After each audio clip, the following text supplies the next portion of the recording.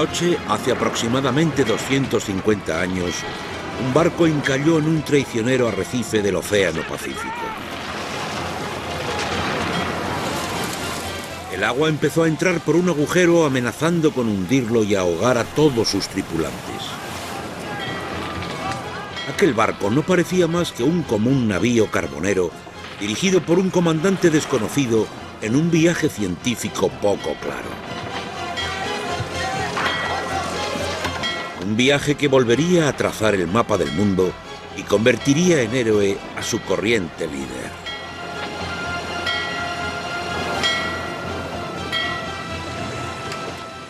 Aquel barco se llamaba Endeavour y su comandante era el capitán James Cook. Esta es la increíble historia de una de las aventuras marítimas más importantes del mundo. Un viaje que convertiría a James Cook de marinero don nadie a héroe nacional.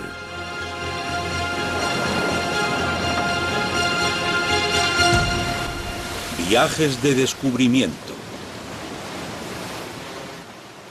La aventura del capitán Cook.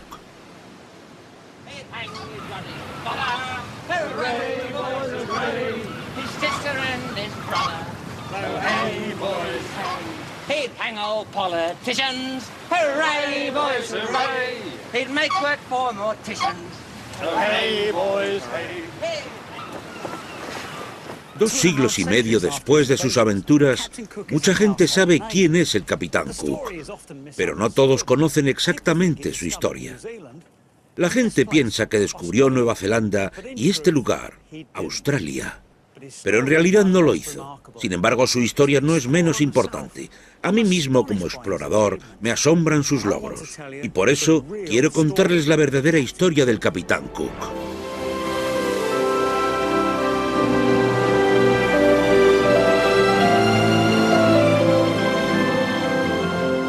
El Endeavour partió de Plymouth el 26 de agosto de 1768. Era el siglo de las luces, una época de agitación intelectual. Se estaban realizando enormes avances en el campo de la ciencia, la literatura y en la exploración del globo. Oficialmente, el Endeavour iba en misión científica para medir un fenómeno astronómico: el tránsito de Venus, el momento en el que Venus cruza por delante del Sol. Si lograban observarlo, aquellas medidas permitirían que los astrónomos calcularan la distancia entre la Tierra y el Sol. Una cifra que podría usarse también para medir las dimensiones del sistema solar. Las órdenes del barco eran las de medir el tránsito desde el Pacífico Sur, el otro lado del mundo. Pero esa no era la única razón de la misión. En el barco había otras instrucciones, pero marcadas como secretas. Aquellas instrucciones contenían la verdadera misión del viaje, y nadie, ni siquiera el comandante del barco, sabía a dónde les llevaría. El espíritu de la época se reflejaba en los 94 hombres de la tripulación. Además de un astrónomo, el Endeavour incluía en sus filas a 2 científicos y a 2 artistas. Y todos estaban bajo las órdenes de James Cook.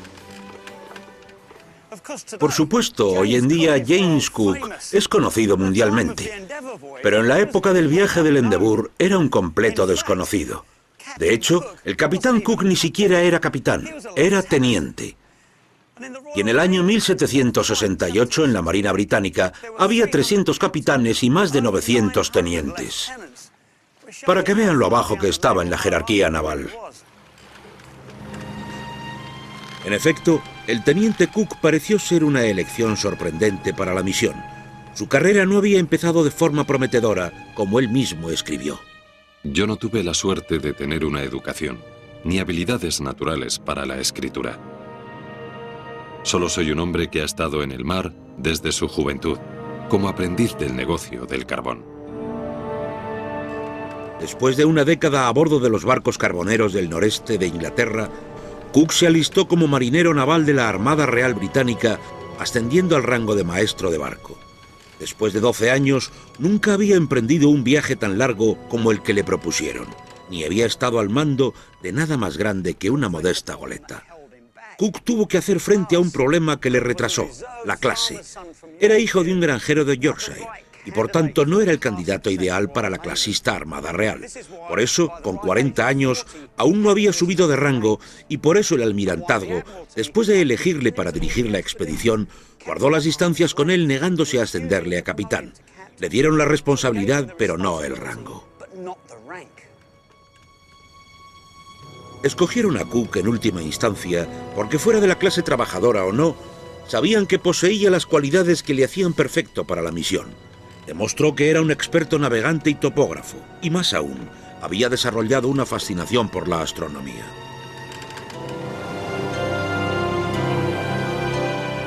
Para Cook, aquella expedición era la ocasión de probarse a sí mismo. Por fin tenía la oportunidad de revelar su talento y de demostrar que la clase no estaba reñida con el éxito.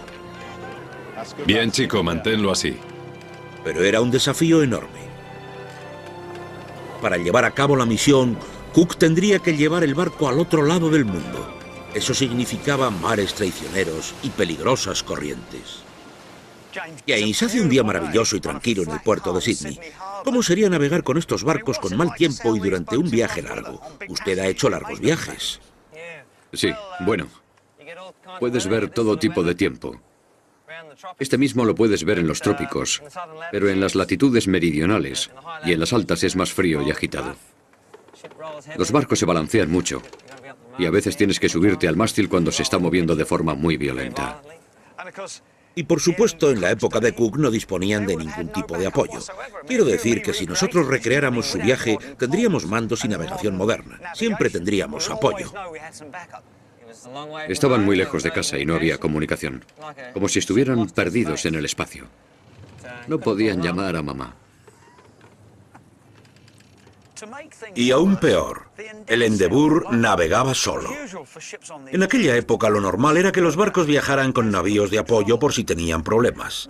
Y lo que es más, el suyo era un sencillo barco carbonero, desde luego nada sofisticado. Y cuando partió pesadamente rumbo sur, no parecía precisamente un barco que fuera a hacer historia. Y por si eso no fuera bastante, estaba la cuestión de si Cook podría mantener a la tripulación lo suficientemente sana como para llevar el barco al otro lado del mundo. ¿Pueden imaginarse a 100 hombres metidos en un barco como este, de solo 30 metros de largo? Las condiciones abajo debieron ser terribles, y no digamos el olor. Cundieron las enfermedades, y aunque Cook fuera muy estricto manteniendo limpio el barco y a sus hombres, existe una enfermedad que la limpieza no puede prevenir: el escorbuto. Con los años se dijo que Cook fue quien descubrió la cura para el terrible escorbuto, pero la verdad no fue tan simple. La verdadera historia se remonta siglos atrás.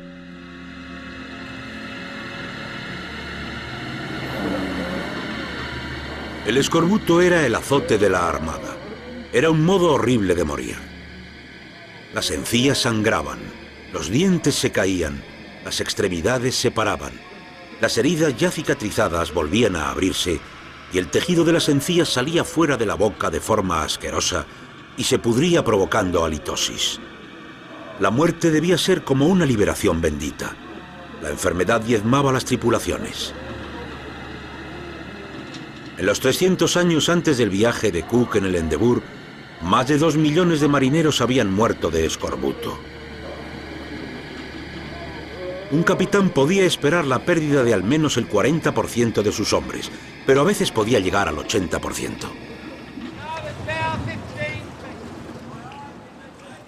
Cook hizo frente a un gran problema.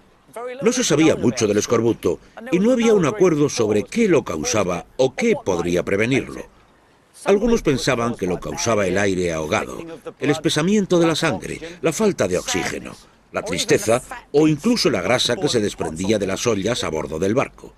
Y los tratamientos eran aún más extraños, como la sangría sanguínea, los baños de sangre de animal o enterrando a la pobre víctima en la arena hasta el cuello. Obviamente ninguno funcionaba. Hola, Nigel. Hola, Paul. Me alegro de verle. Igualmente, suba a bordo, amigo. Pero asombrosamente algunos se habían topado con la verdadera cura para el escorbuto 200 años antes. Bueno, Nigel, ¿quiénes fueron los que hallaron la cura para el escorbuto? Ronteus, un médico holandés de mitad del siglo XVII, anotó una cura. Y después un cirujano llamado Budal, que navegaba por el Océano Índico con los barcos de la Compañía de las Indias Orientales, anotó otra de las curas en el año 1636. Vaya, eso fue mucho tiempo antes del viaje de Cook. Sí, mucho tiempo. Pero uno de los problemas fue que aquellas personas no anotaron solo una cura, sino varias, y no estaba tan claro como hoy en día para nosotros. Entonces, ¿qué hizo Cook para intentar prevenir el escorbuto? Le dijeron que se llevara antiescorbúticos, es decir, cosas que se suponía que lo curaban. Se llevó Burt, que era un tipo de infusión preparada con malta. Se llevó también sopa deshidratada, que era como un gran cubito de caldo que se mezclaba con el trigo y se servía como gachas. Una de las cosas que sacó fue esto, el chucrut, que es repollo escabechado. Voy a probarlo.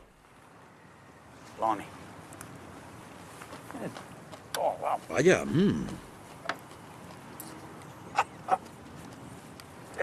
no está muy bueno, sobre todo si tienes que comerlo durante 3 años, ¿no? Sí, es hasta que te acostumbras. Madre mía.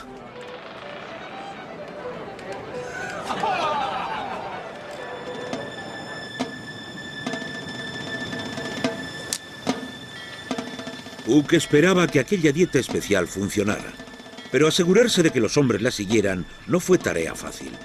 Después de 2 meses en el mar, algunos miembros de la tripulación se cansaron de las raciones del barco. El 16 de septiembre, 2 hombres se rebelaron contra la estricta dieta.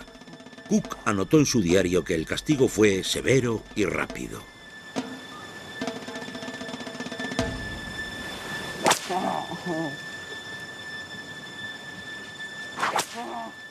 Castigamos a Henry Stevens, marinero, y a Thomas Daddister, infante, con 12 latigazos a cada uno por rechazar su ración de carne fresca. Puede que el castigo parezca demasiado duro para el delito, pero el látigo era algo habitual en la Armada, y negarse a obedecer las órdenes equivalía a un motín.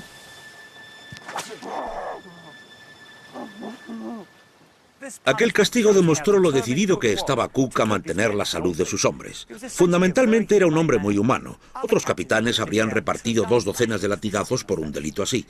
De hecho, Cook prefería usar la psicología antes que tener que usar el látigo para que los hombres le obedecieran. Y la siguiente vez que sus hombres se mostraron reacios a comer la dieta que había preparado, se le ocurrió un gran plan. Los hombres odiaban el chucrut que les ponía en la dieta, así que lo quitó del menú y solo lo dejó en el de los oficiales. Por supuesto, de la noche a la mañana el chucrut se convirtió en el plato más deseado del barco.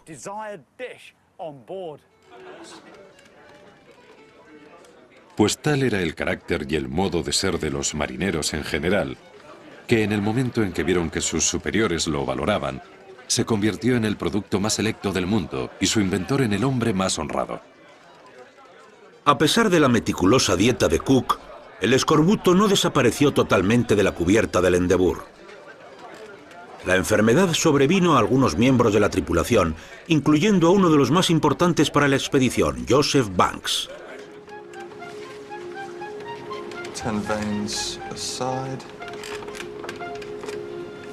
Banks era un joven vividor muy adinerado que de hecho compró su estancia en el barco. Pagó 10.000 libras, más de 1,5 millones de euros de hoy en día, por subir a bordo. Más del doble de lo que gastó el Estado para financiar la expedición.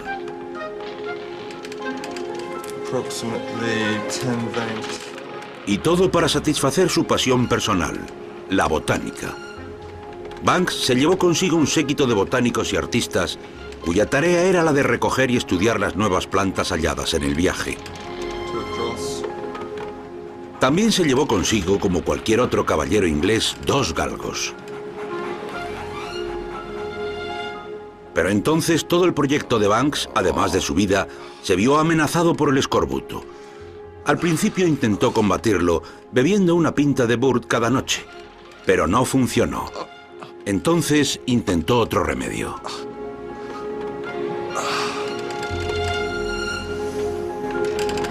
Recurrí al zumo de limón. El efecto fue sorprendente. En menos de una semana mis encías se hicieron más fuertes que nunca. Y ahora mismo solo me quedan unos pocos granos en la cara.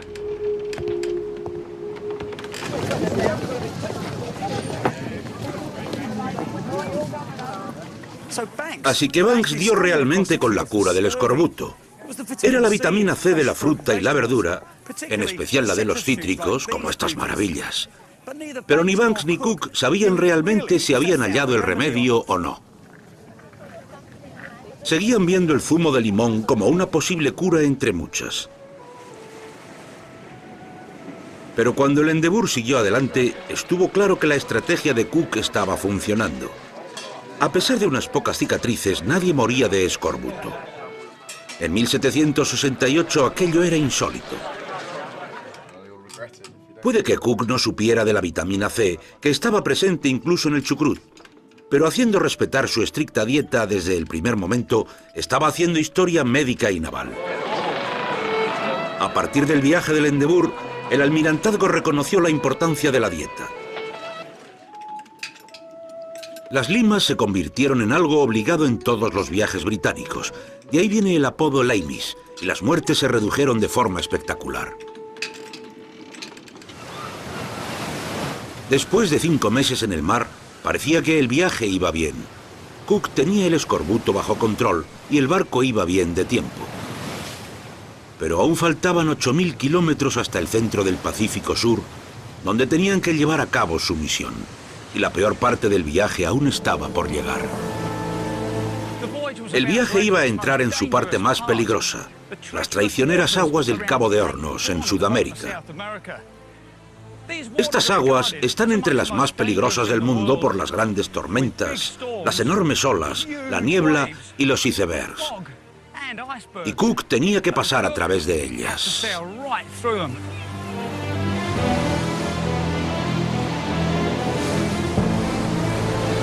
El Endeavour se vio azotado por violentas tormentas. Cook tuvo que intentarlo 3 veces antes de entrar en las aguas que rodean el cabo. Finalmente, en el 4.º intento, y navegando contra la corriente y los fuertes vientos, el Endeavour consiguió adentrarse en el pasaje. Cook estaba empezando a mostrar el carácter que le haría importante. Rod Fleck es el tatara-tatara-tatara-sobrino de Cook. ¿Qué tipo de persona cree que fue? Yo creo que era muy humano y le gustaba a la gente. Nunca le haría nada malo a una persona. Era amable, muy reservado y tranquilo. Una buena persona. Yo creo que tenía una capacidad natural para aprender de las cosas y además podía aplicarlas. Hay mucha gente que aprende, pero luego no puede llevarlo a cabo. Y yo creo que él sí que podía. Y eso ayudaría a su credibilidad como líder, supongo. El almirante Isaac Smith le acompañó en varios viajes y dijo de él que la tripulación le temía y le quería al mismo tiempo. Le temían por los latigazos, pero también le querían, sí. Vaya, ¿qué más se puede decir de alguien? Es cierto, sí.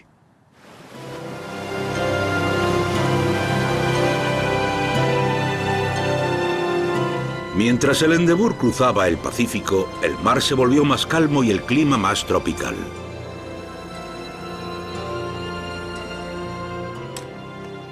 Durante el viaje, el barco hizo varias paradas, donde Banks y su grupo pudieron recoger nuevas especies de plantas y cazar animales y pájaros desconocidos.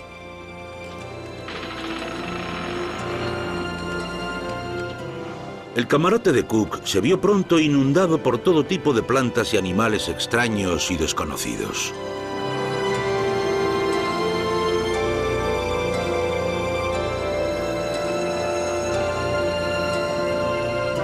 Entonces, el 13 de abril de 1769, después de 33 semanas en el mar, al fin hallaron tierra. Cook había llegado a la isla del Pacífico Sur que esperaba que le hiciera famoso. Era aquí, en Tahití, donde tenía que realizar su misión y medir el tránsito de Venus. El Endeavour había llegado al paraíso. Era una tierra de suma liberación sexual, donde la fruta caía de los árboles y las bellas mujeres se ofrecían de buen grado.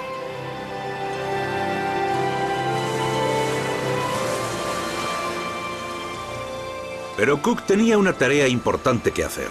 Una tarea que podría aumentar potencialmente nuestro conocimiento del universo y demostrar al fin sus recursos. Cook había navegado con éxito por medio mundo. Ahora debía demostrarse a sí mismo su valía como astrónomo. Y sabía que solo tenía una oportunidad de tomar correctamente la medida. Aunque había otros 77 observadores por el mundo midiendo el tránsito, él era el más importante, porque era el único que estaba en el hemisferio sur. Y aquel era el único lugar desde el que se podía ver desde el principio hasta el final. Y por si aquello no fuera bastante presión, el tránsito de Venus es un acontecimiento increíblemente raro y no volvería a ocurrir hasta 105 años después. Cook empezó a prepararse de inmediato para el tránsito, pero antes de empezar el trabajo en Tahití, le dio a la tripulación unas instrucciones muy poco corrientes. Intentaréis por todos los medios cultivar una amistad con los nativos y tratarles con toda la humanidad posible. Las órdenes de Cook eran extremadamente radicales. En el siglo XVIII, la idea de la mayoría de exploradores de cooperar con los pueblos indígenas era con rifles. Pero Cook prefirió la negociación antes que la fuerza bruta para hacer amigos y no enemigos. Llegado el momento, no hizo falta la violencia. La gente de Tahití se mostró cálida, abierta y acogedora. Banks escribió líricamente: Si discutiéramos con aquellos indios, no estaríamos de acuerdo con los ángeles. Pero los tahitianos tenían un rasgo fastidioso. Empezó como algo irritante, pero terminaría en algo mucho más serio.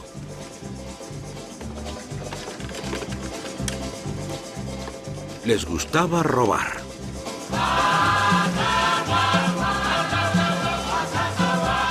Era muy difícil mantenerles fuera del barco porque trepaban como los monos.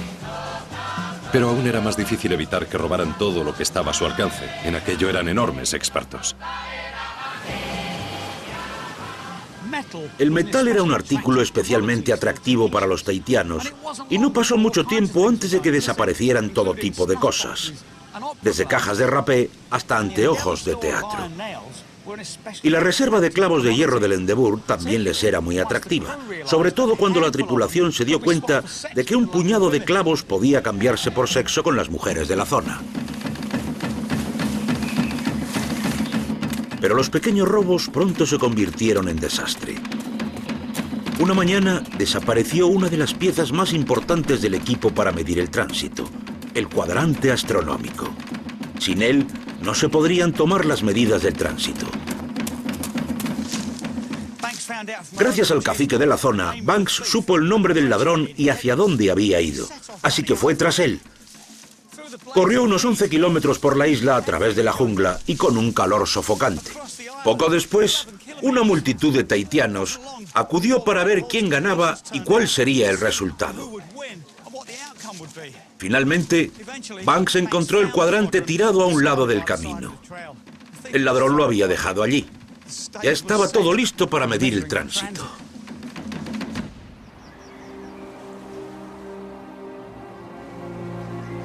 Al despuntar el día, los augurios eran buenos. El cielo estaba despejado. Mientras los termómetros alcanzaban los 48 grados, Cook y su equipo de observadores enfocaban los telescopios hacia el sol. El astrónomo Wayne Orkinston ha estudiado la misión astronómica, así que le pregunté cómo midió Cook el tránsito de Venus. Deje que se lo enseñe. Lleva una camiseta perfecta. Sí, ¿eh? Tenemos el sol aquí y este bonito fruto seco que hará de Venus.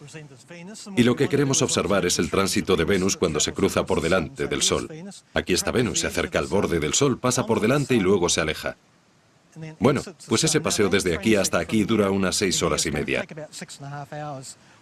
Lo que haríamos para determinar con exactitud el tránsito sería anotar exactamente cuando Venus está fuera del Sol, en el borde, y cuando está dentro, es decir, tocando los extremos del Sol. Lo llamamos primer y segundo contacto. Y después el tercer contacto es cuando se acerca y toca el otro extremo del Sol. Y el cuarto, cuando está fuera. Esos 4 puntos de contacto y el momento en que ocurren son muy importantes. Y los observaríamos a través del telescopio. Veríamos cómo Venus se acerca al Sol y con el reloj que tendríamos al lado del telescopio anotaríamos los tiempos. Pero cuando Venus empezó a pasar por delante del Sol, Cook se dio cuenta de un problema muy serio. Cuando Venus entra en el Sol, una vez ha llegado al segundo contacto, como tiene una atmósfera que le rodea, se ve como una sombra confusa. Es parecida a la atmósfera que rodea a la Tierra. Así que es muy difícil saber exactamente cuándo entra exactamente en el Sol. Además, cuando se va separando del borde, acabas viendo como una pequeña franja de sombra unida al borde del Sol. Entonces es muy difícil saber cuándo ocurre el segundo contacto. ¿Es aquí, aquí o aquí? Cuando Cook comparó los tiempos del tránsito, resultó que no cuadraban. Las mediciones variaban en casi 1 minuto y él las necesitaba exactas. En aquel momento parecía que Cook había viajado por medio mundo para que la misión acabara fracasando.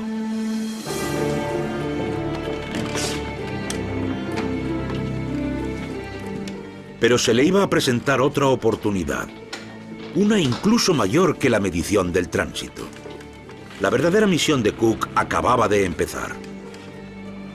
Era el momento de conocer las instrucciones secretas.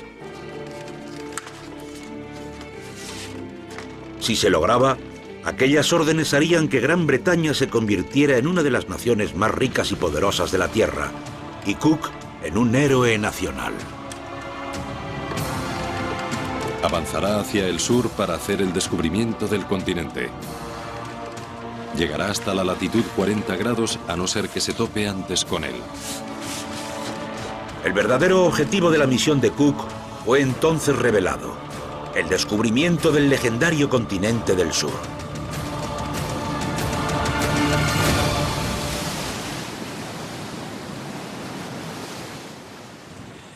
John, gracias por dejarme subir. De nada. Dígame qué puedo hacer. Bueno, ajuste ese cabo. Vale, allá voy. En el siglo XVIII se asumió que había un gran continente en algún lugar del Pacífico Sur. Estaban tan seguros de que estaba allí como de que la Luna y el Sol existían. Incluso le dieron un nombre: Terra Australis Incognita, tierra desconocida del sur. Estaba en algún lugar en aquella dirección. La noción del gran continente del sur se remonta al mundo clásico. Los antiguos griegos ya teorizaron sobre su existencia en el siglo I después de Cristo. Y en el Renacimiento, los científicos sostenían que como la Tierra era esférica, debía existir una gran masa en el hemisferio sur que equilibrara los grandes continentes del norte. Y aquel no era un continente común. En el siglo XVIII se pensaba que cubría la mayor parte del hemisferio sur. Una masa de tierra mucho más grande que todo lo que conocemos hoy en día. Lo único que había que hacer era encontrarlo. Se imaginaban aquel continente perdido como un paraíso en la tierra, un lugar rebosante de riquezas naturales. La nación que la reclamara primero se llevaría enormes recompensas. Podría explotar las enormes riquezas del continente y tendría el mando del comercio y los grupos militares en el Pacífico. Se habría convertido en el santo grial del imperio y la explotación.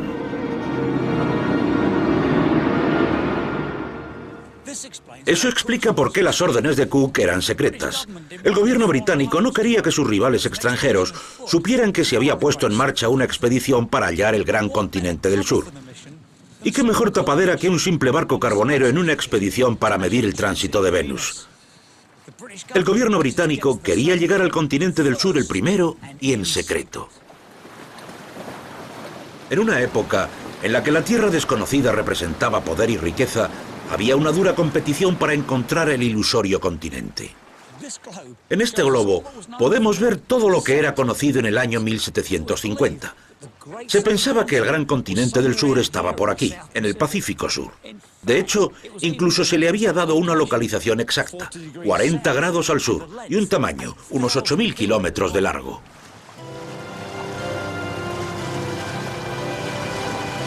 Por tanto, las instrucciones de Cook eran navegar hacia el sur por el Pacífico, hasta donde ningún hombre había llegado jamás, la latitud 40 grados, en busca del gran continente del sur. Entonces comenzó la gran aventura del Endeavour hacia lo desconocido. De la noche a la mañana, la misión había dejado de ser un viaje científico para convertirse en un verdadero viaje de descubrimiento. Se le había concedido a Cook una segunda oportunidad que pondría a prueba sus habilidades. Por primera vez en su vida iba a tener que emplearse al máximo para navegar por mares vírgenes. Cook necesitaría todas sus destrezas como navegante y líder para dirigir a aquel pequeño barco y a su tripulación hacia lo desconocido. Lo que realmente me fascina es cómo navegaba Cook. Atravesó miles de kilómetros del Pacífico que nunca habían sido trazados en un mapa, y lo hizo con instrumentos de navegación sumamente básicos. No tenía cartas de navegación precisas, ni masas de tierra con las que situarse, ni un modo exacto de medir distancias. Debió ser un desafío enorme. Actualmente en los viajes largos yo llevo un GPS, como mucha gente, un receptor satélite muy simple. Toma las señales de los satélites y me dice exactamente dónde estoy. Ahora mismo lo estoy leyendo. Tiene una precisión de 3 metros en cualquier lugar del mundo. Cook no tuvo nada parecido. Pero lo que sí que tenía era su fascinación por la astronomía. Un hobby que ahora le sería muy útil. Cook midió con un sextante el movimiento del Sol, la Luna y las estrellas y lo comparó con tablas de predicciones lunares. Después, mediante unos complejos cálculos, llegó a una interpretación increíblemente precisa para la longitud, la posición del barco este-oeste. Fue uno de los primeros navegantes en determinar la ubicación de un barco con tal precisión milimétrica. Cook mantuvo el rumbo cada vez más al sur en busca del gran continente. Los ojos de la tripulación estaban fijos en el horizonte. Hubo una falsa alarma al confundir las formaciones de nubes con tierra. Pero después de 3 semanas de navegación, el barco alcanzó la latitud 40 grados y no había ninguna señal de Terra Australis incógnita. Cook, con su experiencia en el mar, podía decir por el oleaje del océano y la dirección de las corrientes que cerca de allí no podía haber una gran masa de tierra.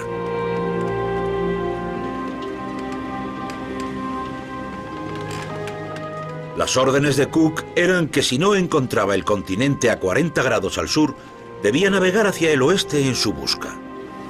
Así que el Endeavour cambió el rumbo y durante un mes navegó en dirección oeste. Cook ofreció un galón de ron, unos 4,5 litros, a la primera persona que viera la costa. Pero el continente seguía sin aparecer.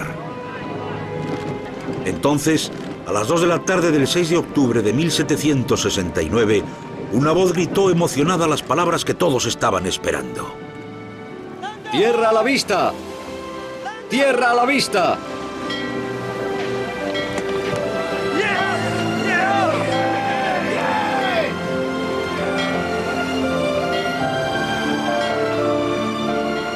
Habían localizado tierra y una bastante grande además.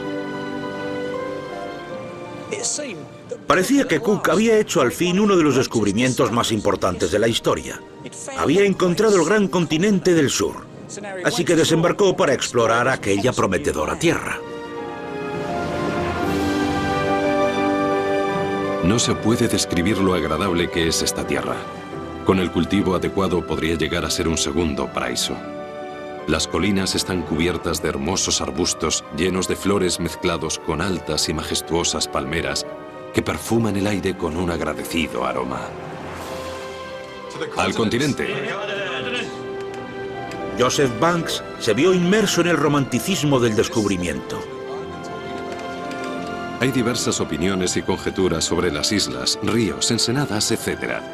Pero todos parecen estar de acuerdo en que este es sin duda el continente que estábamos buscando. Usted ha hecho esto posible.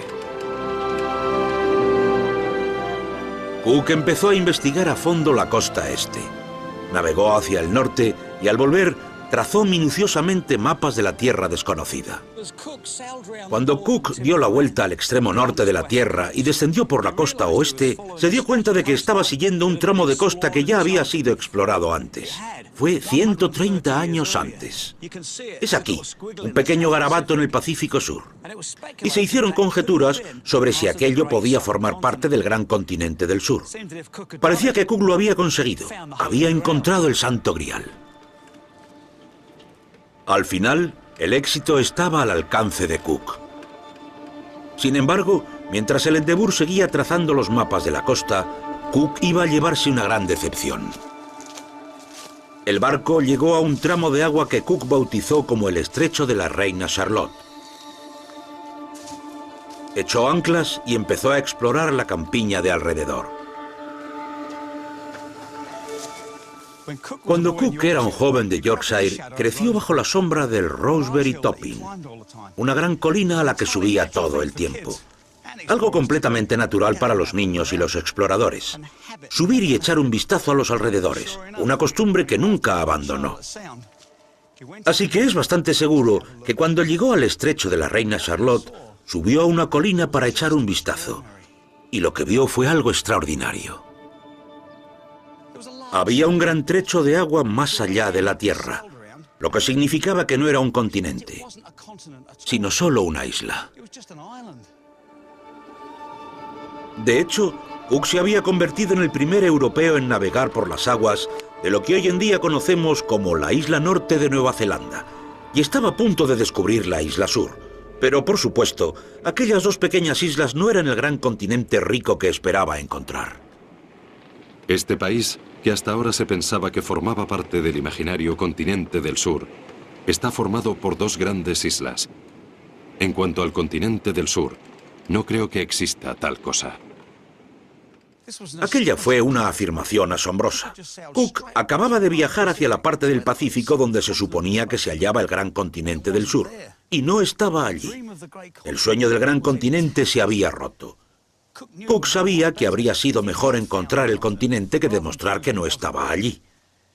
Porque, después de todo, sus superiores deseaban desesperadamente que existiera.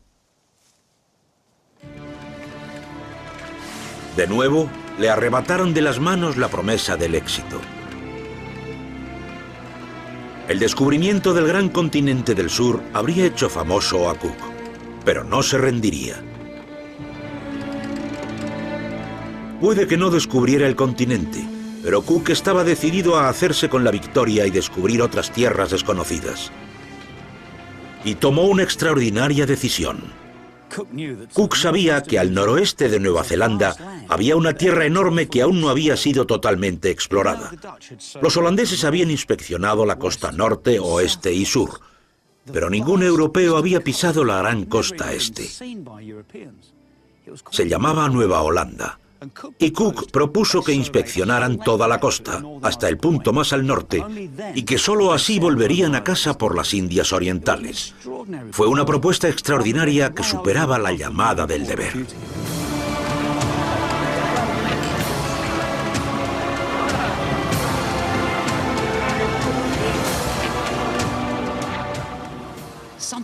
Algo se había despertado en Cook, un hambre que le llevaría a los libros de historia.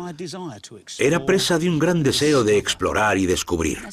Es algo que pasa a menudo. El deseo es innegable, demasiado poderoso. Con 17 años me ocurrió algo así cerca de la costa sur de Gran Bretaña. Era la primera vez que me sumergía a 30 metros y estaba explorando los restos de un naufragio, y supe que era eso lo que quería hacer el resto de mi vida. Era tan feliz que dejé el instituto. Tampoco quería ir a la universidad, solo quería hacer eso. Quería salir y explorar. Y creo que a Cook le ocurrió algo parecido. Cook dirigió el Endeavour hacia el oeste aventurándose a entrar en lo desconocido.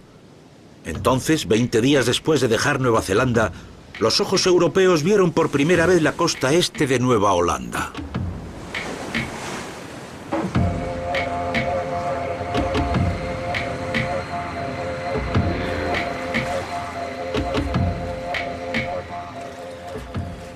El 29 de abril de 1770, casi 2 años después de dejar Gran Bretaña, el Endeavour entró en esta bahía. Cook y su tripulación desembarcaron y pusieron pie en estas mismas rocas y se convirtieron en los primeros europeos que llegaban a la costa este de Nueva Holanda, Australia. Puede que Cook no descubriera Australia, pero sí que fue el primero en trazar el mapa de su enorme costa este, completando así el mapa del país. Y fue el primero que reclamó esta rica tierra para Gran Bretaña. James, ¿qué debieron pensar los pueblos indígenas cuando vieron llegar a Cook y a sus hombres? Debió ser como ver un ovni por primera vez. Ya sabes, un objeto navegador no identificado. Llegaría con su proa y todas esas cosas. Y de dentro saldrían unos fantasmas extraños y coloreados. Ya sabes, con toda esa ropa de colores, la piel y esas cosas. Y esas caras de color arena. Y llevando esos raros instrumentos como alguno en forma de lanza y todo eso. Debió ser verdaderamente impresionante para ellos, imagínese. ¿Y qué pensó Cook de la gente de aquí cuando llegó? Yo creo que Cook tuvo una visión muy progresista de la gente de aquí. Empezó a hacer preguntas. Vio aquellos extraños animales y le preguntaba al Gugu Yumira, ¿qué es esto? ¿Qué es eso? Vieron una especie de animal y el Gugu Yumira se giró y no supo decirle qué era. Era un canguro. El Gugu Yumira se giró y les dijo, no lo sé. Sé más específico, no lo sé. Sé más específico. Y por eso llamaron a aquel animal canguro. Pero en el idioma del Gugu Yumira, canguro significaba, no lo sé. El típico malentendido. El típico malentendido.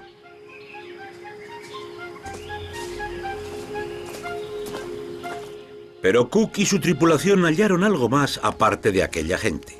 Banks y su equipo descubrieron un gran número de importantes especies de flora y fauna totalmente desconocidas en Europa. La enorme cantidad de nuevas plantas que recogió el señor Banks allí dio lugar a su nombre. Puerto Botánico. Bahía de la Botánica. Botany Bay. Doug Benson, un botánico de la zona, ha empezado el trabajo de Banks a bordo del Endeavour. ¿Qué es lo que recogió aquí en Botany Bay? Recogió al menos 130 especies, incluyendo esta Banksia serrata. Esta vieja Banksia, desgraciadamente, es invierno y no tiene sus flores amarillas, pero es una planta preciosa. Es un árbol precioso, sí. Aparte de todas las cosas que recogió Banks, ¿cuánto llegaría a recopilar en todo el viaje? Bueno, debió recoger como 30.000 especies entre plantas, pájaros, insectos, peces, etc. ¿Cuál diría que fue su contribución a la ciencia? Yo creo que sobre todo en la botánica le dio un verdadero empuje. Desde luego, es seguramente la figura botánica más influyente de la historia de Australia. Y de hecho, para mí como botánico, es muy emocionante ver cómo la botánica destaca tanto en la historia de Australia.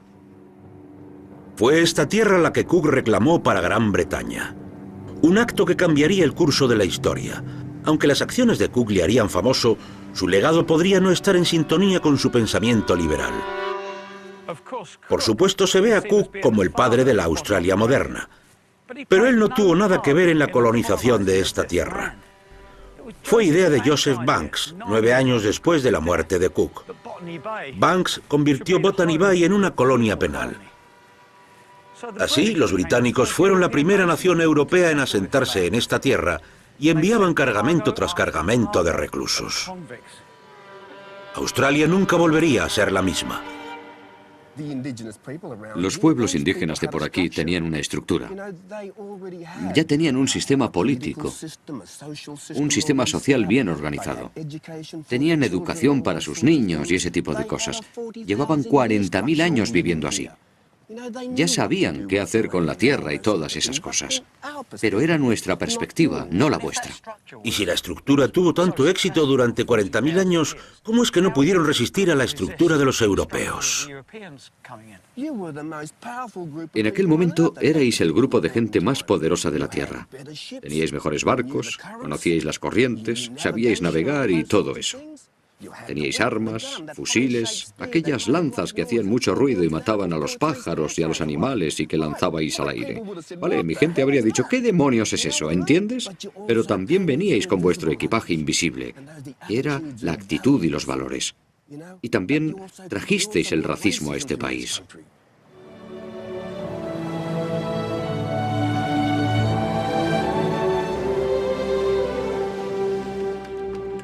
El 6 de mayo de 1770 el Endeavour navegó más hacia el norte por la costa.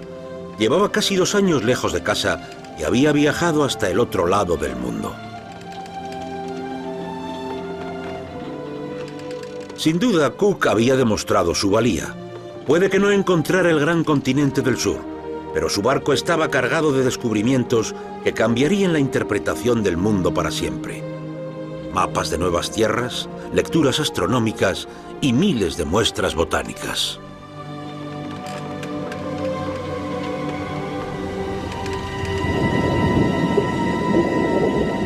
Pero sin que Cook lo supiera, la ruina acechaba bajo las olas. No podía saberlo, pero estaba navegando hacia uno de los bajíos más traicioneros del planeta.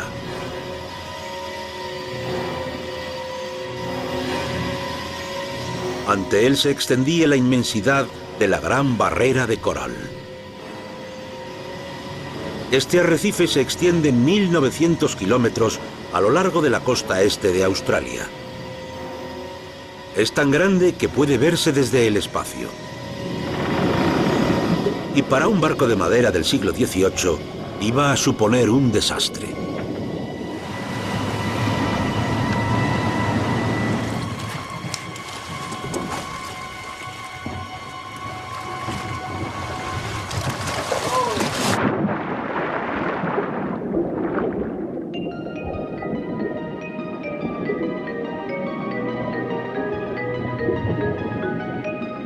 Aquí abajo es precioso. Es una de las inmersiones más espectaculares del mundo. Pero esta belleza oculta un gran peligro. El coral está hecho de piedra caliza. Es dura como una roca y afilada como una cuchilla. Si miran aquí, pueden ver lo cerca que está el arrecife de la superficie. De hecho, con la marea baja, prácticamente sale fuera. Actualmente, los barcos tienen un sonar que les avisa de las aguas poco profundas. Pero todo lo que tenía Cook era su vista y una cuerda. ¿Se imaginan cómo debió ser el intentar ver esto desde arriba, sobre todo por la noche? Habría sido prácticamente imposible.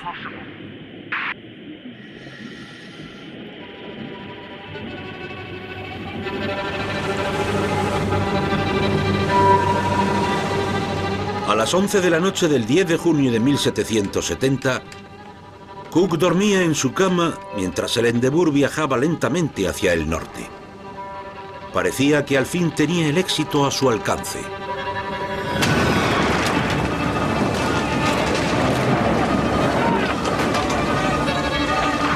El Endeavour había chocado contra la Gran Barrera de Coral, haciendo que se parara de golpe. Apenas llevábamos unas horas en las camas cuando nos despertamos con la preocupante noticia de que el barco había topado con una roca, de lo que nos convencimos en pocos momentos al sentir un violento golpe. Nuestra situación se volvió entonces enormemente alarmante.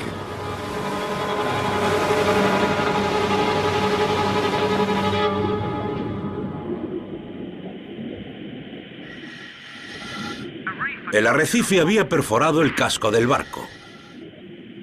El agua empezó a entrar dentro. Pero el mayor problema de todos era que el barco estaba encallado en el arrecife y no podía moverse.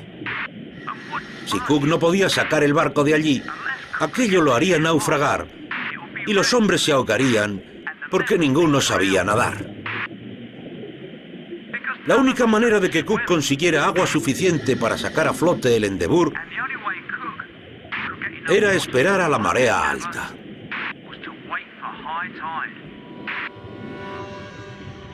Para poder salvar el barco y a su tripulación, Cook tenía que quitarle todo el peso posible antes de que subiera de nuevo la marea. Al romper el alba, Cook ordenó tirar al agua 50 toneladas de material pesado. Todo, desde cañones hasta lastres y barriles. A medida que pasaba el día, Cook sabía que había hecho todo lo posible por salvar el barco. Todo lo que podía hacer entonces era sentarse a esperar a la marea alta y desear que el barco fuera lo suficientemente ligero como para liberarse del arrecife. Mientras la marea iba subiendo, los hombres esperaban aguantando la respiración. Y el Endeavour, poco a poco, centímetro a centímetro, empezó a separarse del coral. Estaba a flote, pero los problemas no iban a acabar allí.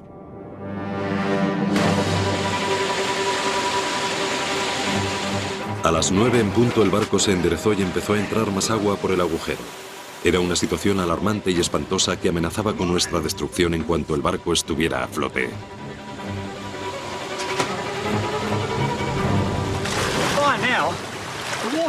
El agua del agujero alcanzaba ya el metro de profundidad e incluso retrasando desesperadamente la entrada de agua con 3 bombas, no podían contenerla. Tenían que hallar un modo de tapar aquel agujero. Cook ordenó a sus hombres que cogieran una vela vieja y le cosieran paja cubierta de estiércol para que estuviera pegajosa. Después la engancharon a una cuerda, la lanzaron al agua y la colocaron cuidadosamente encima del agujero. Entonces la presión del agua la empujó contra el agujero como un tapón gigante. De momento funcionaría.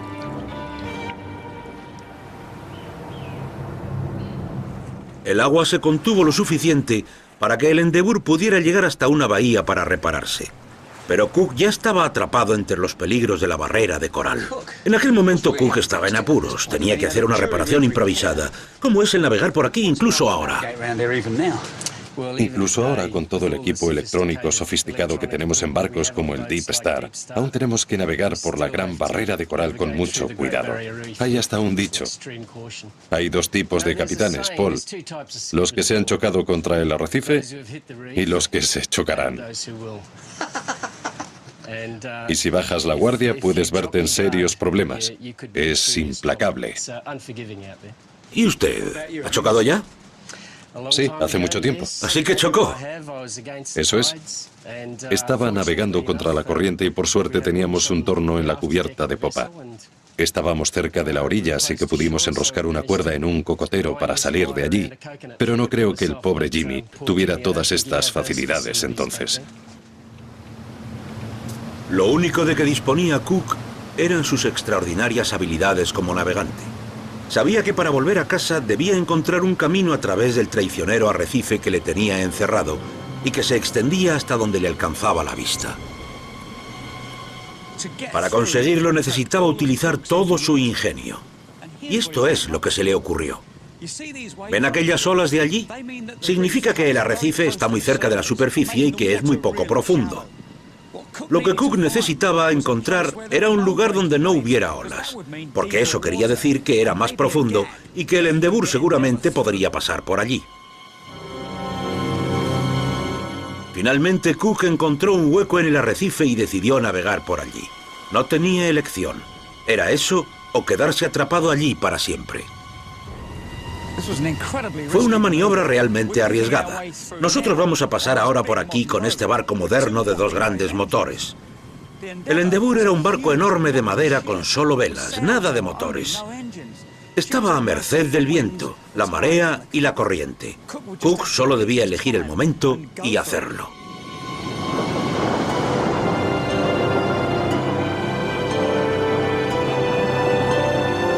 el hábil y atrevido Cook logró pasar a través del arrecife.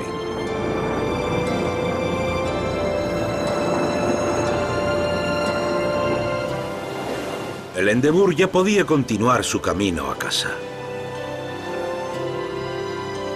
Durante 9 meses navegó desde Nueva Gales del Sur hacia las Indias Orientales, pasando por el extremo sur de África y después hacia el norte hasta Europa. Finalmente, el 12 de julio de 1771 echó anclas en Deal, Kent, después de 3 años en el mar. Había sido una expedición realmente histórica. Cook se había convertido en el primer hombre en circunnavegar el mundo con un solo barco, un logro espectacular. Y por si fuera poco, no había perdido ni un solo hombre por el escorbuto, algo sin precedentes. Se unió a la lista de los pocos que habían descubierto nuevas tierras y había conseguido un nuevo país para la Gran Bretaña, Australia. Al fin Cook se había hecho famoso. El almirantazgo reconoció su gran talento y por fin le elevó al rango de capitán. Cook era un héroe. Incluso la misión científica original demostró ser un rotundo éxito. A pesar de las dudas de Cook, sus resultados serían de vital importancia. En 1771, el astrónomo Thomas Hornsby tomó 5 de sus mediciones desde varias ubicaciones del mundo, incluyendo Tahití, y calculó la media. Las mediciones de Cook le permitieron a Hornsby calcular la distancia del Sol a la Tierra, y el resultado fue increíblemente preciso. Dio una cifra de 151 millones de kilómetros, una cifra muy cercana a la de 150 millones de kilómetros que se acepta hoy en día. Y se convirtió en el patrón para medir las distancias del sistema solar. Como viaje de descubrimiento, la expedición había sido realmente un éxito. Cook encontró 40 nuevas islas, descubrió que Nueva Zelanda era en realidad 2 islas, y trazó el mapa de la costa este de Australia, reclamándola para Gran Bretaña. Y lo más importante, el viaje de descubrimiento de Cook demostró que el gran continente del sur era una fantasía, y por tanto reescribió el mapa del mundo. Y todos esos logros solo fueron posibles gracias al particular estilo de liderazgo de Cook.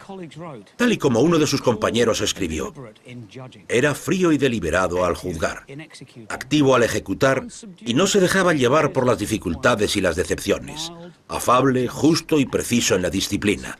Fue como un padre para todos. Cook haría 2 extraordinarios viajes más. Pero fue su primer viaje a bordo del Endeavour el que le hizo realmente famoso. Cuando murió en 1779, Cook ya se había convertido en leyenda. Había explorado el planeta más que nadie en la historia. Y para mí, aquel don nadie se convirtió en uno de los mayores exploradores de todos los tiempos. Captain Cook had a sailing ship, pump ship, packet ship, sailing on a cruising ship in the South Pacific. Cook found Venus through his glass, pump ship, packet ship. The men found Venus in the grass in the South Pacific. Then they hit a coral reef, pump ship, packet ship, caught in just a spot of grief in the South Pacific.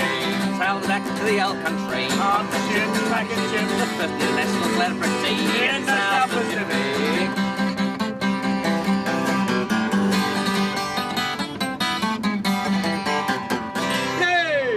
Gracias, James. ¿Qué les ha parecido?